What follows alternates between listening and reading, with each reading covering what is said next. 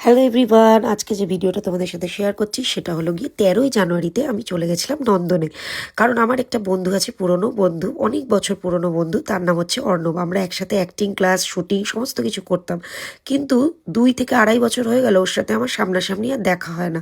তো প্রত্যেক দিন ফোনে কথা হয়, সোশ্যাল মিডিয়াতে তো আছি, কিন্তু ও খালি বলে কি তোর সাথে কবে দেখা হবে কবে দেখা হবে। আমি বললাম দেখা হবে খুব শিগগির। এই বলতে বলতে ও আমাকে খুব রিকোয়েস্ট করাতে 12ই জানুয়ারি রাতে খুব রিকোয়েস্ট করলো, আর আমি চলে গেলাম 13ই জানুয়ারিতে নন্দনে ফটো এক্সিবিশনে। তো ও বললো তুই তো এখন ব্লগ বানাস, তো আয়।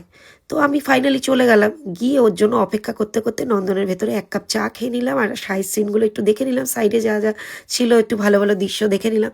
দেখে নেওয়ার পর ও আসলো, এসে বললো চল তোর আমি ভিডিও করে দিই।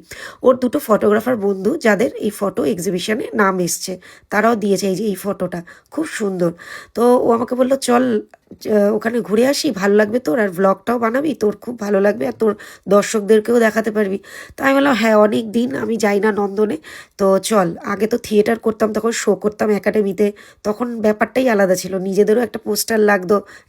থিয়েটারের দিনগুলো সত্যিই ভালো ছিল। তো যাই হোক, 3 বছর ধরে সেই শোগুলো আর করা হয় না, থিয়েটারে যাওয়া হয় না, ডান্সের শো করতে গিয়ে আমার এই দিকটা আর হলো না।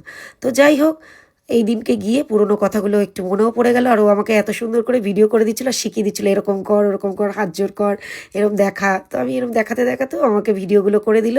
দারুণ মজা হলো, খুব ভালো লাগলো। আর বিভিন্ন জায়গা থেকে মানুষরা এসছে ফটো দেখতে, তারা আমাদেরকে জিজ্ঞাসা করলো কেমন লাগলো তোমাদের। আমি বললাম খুব সুন্দর লাগলো, আর খুব সুন্দর সুন্দর ফটোগ্রাফি দেখে এত ভালো লাগলো সে বলার মতো না। তো যাই হোক, জায়গাটা ভালো করে ঘুরে টুরে নিয়ে খুব সুন্দর করে ভিডিও করে দিল ও। আমিও ভিডিও টিডিও করে বললাম চল হালকা কিছু খেয়ে নিই। তো ও বললো চল একটু ম্যাগি খাই। তো ম্যাগি অর্ডার দিয়ে একটুখানি খেলাম আমি, আর বাকিটা বললাম তুই খেয়ে নে, ম্যাগি আমার অত ভালো লাগে না। তো বলে ম্যাগি ট্যাগি খেয়ে ওখানে একটু ভিডিও টিডিও করে আশেপাশে আর একটু ঘুরে নিলাম। আর এই রবীন্দ্র সদন হলটাতে আমি নাচের পারফরমেন্সও করেছি, তো সেটা দেখেও মনে পড়ে গেলো, আর একটু ভিডিও করে নিলাম, করে টরে নিয়ে ও বললো চল কোথায় যাওয়া যাক। তো বললাম চল, পায়ে হেঁটে চলে গেলাম স্প্ল্যানেট, বেশি দূর তো স্প্ল্যানেট নয়, তাই পায়ে হেঁটে স্প্ল্যানেটে গিয়ে আশেপাশে একটু ঘুরে সিরাম মার্কেট ঘুরে কিছু সেদিনকে শপিং করে নিয়ে জাস্ট ঘুরেছি। ঘুরে টুরে নিয়ে খিদে পেয়ে গেল, তোর রাত্রিবেলা বেজে গেছে 8টা।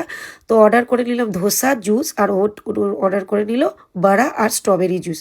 তো দুজনে মিলে ভাগাভাগি করে খেয়ে নিলাম। আমি তো এত বড় ধোসাটা খাবো না বলে ও বললো ঠিক আছে তুই খা যতটা পারিস, তারপরে আমি খাবো। তো খেতে খেতেও একটু ভিডিও করে নিচ্ছি, আর ও ভীষণ লজ্জা পায়, বলে আমি তো ভিডিও করি না, আমার হেবি লজ্জা লাগছে তুই ভিডিও করছিস। তো আমি বললাম কী হয়েছে, আমার দর্শকরা তোকে দেখবে না, তুই যেরকম আমার বন্ধু। তো সেই নিয়ে কথা হতে হতে ও আমাকে মেট্রো স্টেশনে ছাড়তে এলো। তো খুব ভালো একটা সময় কাটালাম, কোয়ালিটি টাইম স্পেন্ড করলাম। বন্ধুদের সাথে টাইম স্পেন্ড করাটা সত্যিই ভাগ্যের ব্যাপার। তো ভিডিওটা কেমন লাগলো অবশ্যই কমেন্টে জানিও।